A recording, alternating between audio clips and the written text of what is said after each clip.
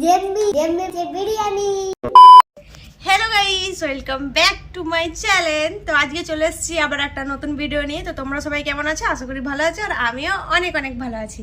তো আজকে সকাল সকাল ভিডিও অন করে দিয়েছি, আর আজকে ভিডিও অন করার কারণ হচ্ছে আজকে বাড়িতে একটা স্পেশাল রেসিপি বানানো হবে। হ্যাঁ, অনেক দিন ধরে ভালো মন্দ কিছু খাওয়া হয়নি, তাই ভাবলাম বাড়িতে আজকে বিরিয়ানি বানাবো। তো যখন আমি আজকে বিরিয়ানিটা বানাবোই, তখন ভাবলাম তোমাদের সাথে শেয়ার করি রেসিপিটা।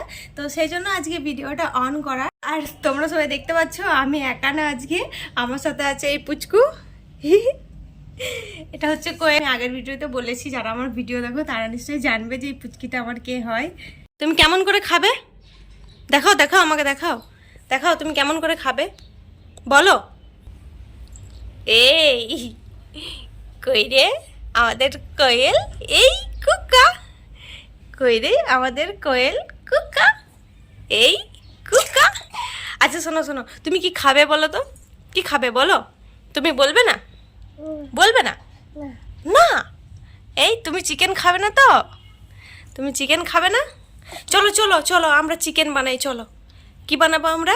বিরিয়ানি। বলো তো বিরিয়ানি। এই বাই বাই করে দাও, বাই বাই বাই বাই, চলো।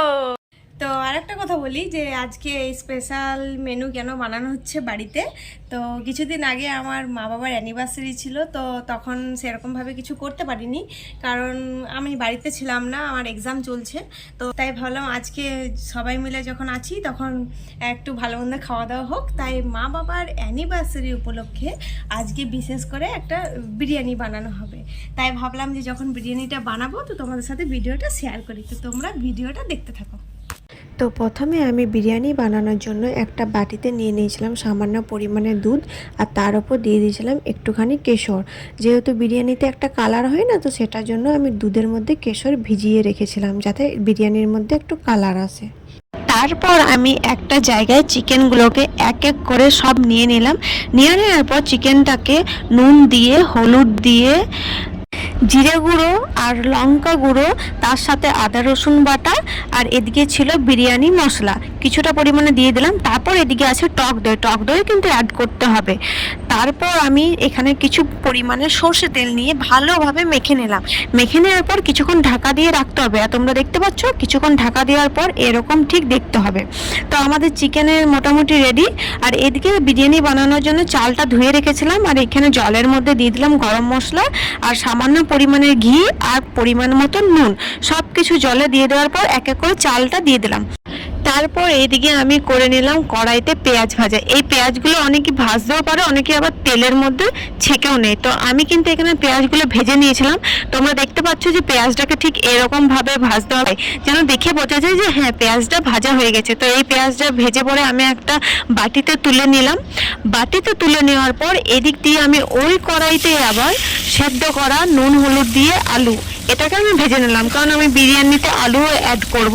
তাই আমি ভাবছি যে আলুটা ভেজে নিলাম। এটা কিন্তু সেদ্ধ করা আলু, একটু সামান্য পরিমাণে, বেশি না, একটু পরিমাণে ভেজে নিলেই হয়ে যাবে। তো আমি এখানে কড়াইতে আলুগুলো দিয়ে দিলাম। দেওয়ার পর কিছুক্ষণ মোটামুটি মতন ভেজে নিলাম। ভেজে নেওয়ার পর তোমরা দেখতে পাচ্ছ যে আলুটা কীরকম দেখতে লাগছে। সামান্য পরিমাণে ভেজে নেওয়ার পর আমি একটা পাত্রে আলুগুলোকে এক এক করে সব তুলে নিলাম।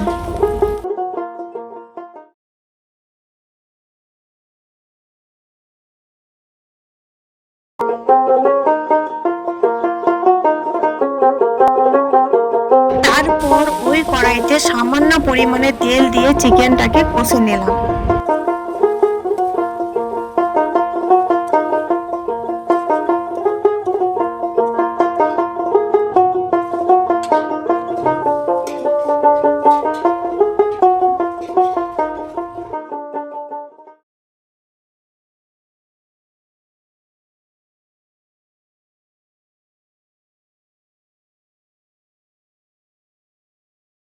তো তোমরা এবার দেখতে পাচ্ছ আমাদের চিকেন কষা একবারে রেডি বিরিয়ানির জন্য।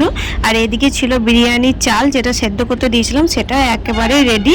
তারপর এই যে হাঁড়ি, এই হাঁড়ির মধ্যে আমরা বিরিয়ানি বানাবো। তো প্রথমে হাঁড়ির মধ্যে ঘি নিয়ে নিলাম পরিমাণ মতন। ঘিটাকে ভালোভাবে গোটা হাঁড়িতে কিন্তু মেখে নিতে হবে।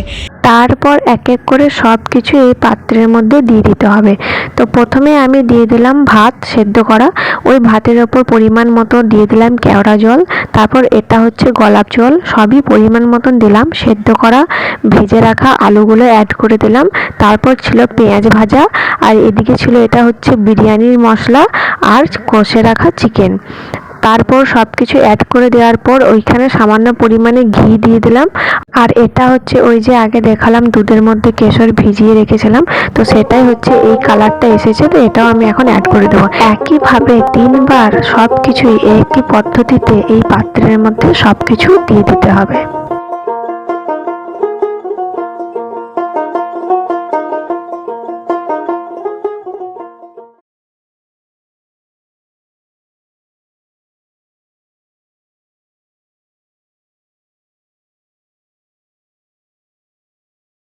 এবার গোটা হাঁড়িতে ভালোভাবে আটা দিয়ে ঢেকে দিতে হবে, যাতে পরে বাষ্পটা না বেরিয়ে যায়। তো এইভাবে আটা লাগানোর পর তারপর আমরা ওভেনে দিয়ে দিলাম। খুব বেশি আঁচ দিলে চলবে না, সেই জন্য আমি হাঁড়ির নিচে একটা তাওয়া বসিয়ে দিয়েছিলাম। তো বিরিয়ানি তো মোটামুটি হয়ে এসছে, আর একটুখানি বাকি।